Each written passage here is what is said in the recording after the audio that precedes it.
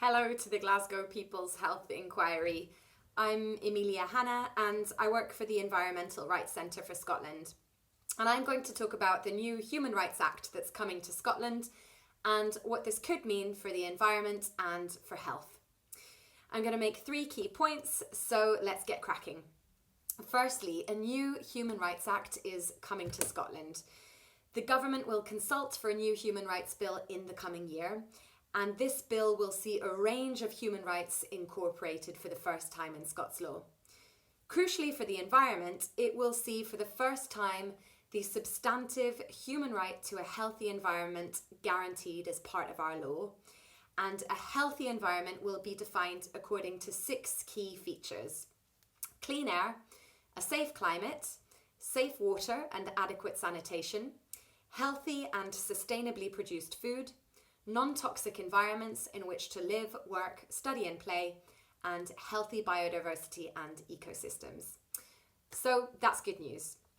Now, the second point that I want to make is quite an obvious one, but it's an important one. A healthier environment could go a long way to tackling health inequalities.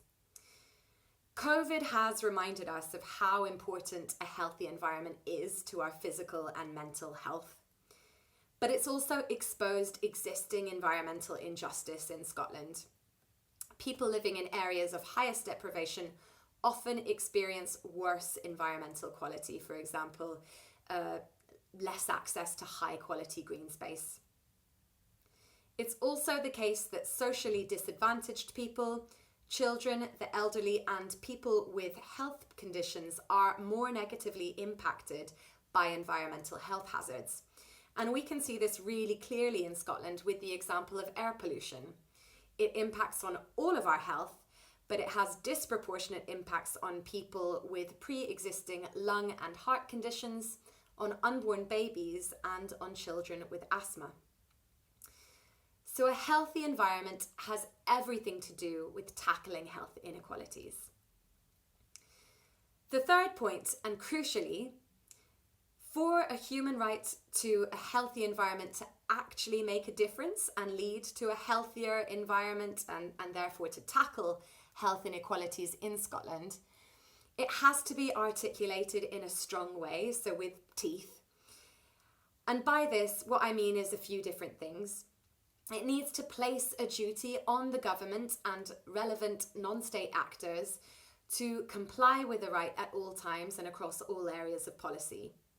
It needs to give us, the public, the rights holders, the ability to hold the government and relevant non-state actors to account if the human right to a healthy environment is breached.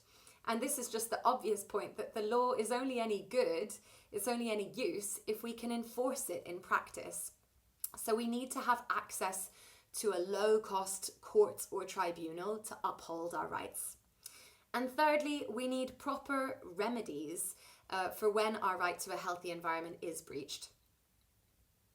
Under the status quo, we as the public can do almost nothing to use the law to stop or challenge developments or projects that are damaging to the environment from going ahead. And that has got to change. We believe that if articulated correctly, the threat of litigation on the human right to a healthy environment could go a long way towards ensuring that the government and relevant non-state actors would think twice about policy decisions and new developments that had adverse impacts on the environment and on our health. In this way, the human right to a healthy environment has the potential to transform policy. It could put the need for a healthy environment much higher in the pecking order when it comes to policy and decision making.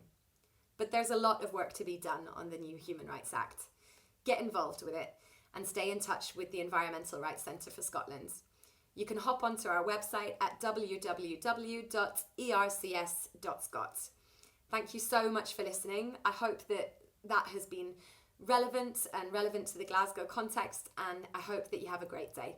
Cheers.